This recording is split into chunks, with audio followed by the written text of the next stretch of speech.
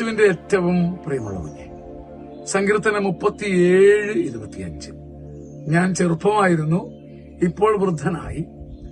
നീതിമാൻ പരിത്യജിക്കപ്പെടുന്നതോ അവന്റെ മക്കൾ ഭിക്ഷയാചിക്കുന്നതോ ഇന്നോളം ഞാൻ കണ്ടിട്ടില്ല.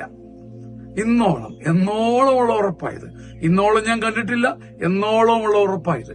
നീതിമാൻ, ദൈവത്തെ തേടിയവൻ, ചങ്കിലിട്ട് ദൈവമേ ദൈവമേ എന്ന് വിളിച്ചവൻ ഏത് കുഴാമറിഞ്ഞ പ്രശ്നങ്ങളുടെ ഇടയിലും തിരിച്ചു ഉദയസൂര്യനെ പോലെ പുറത്തേക്ക് വരണമല്ലോ.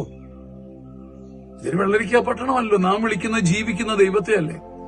നീതിമാൻ പരിത്യജിക്കപ്പെടുന്നതോ അവന്റെ കുഞ്ഞുങ്ങൾ ഭിക്ഷ തെണ്ടി നടക്കുന്നതോ ഇന്നോളം ഞാൻ കണ്ടിട്ടില്ല.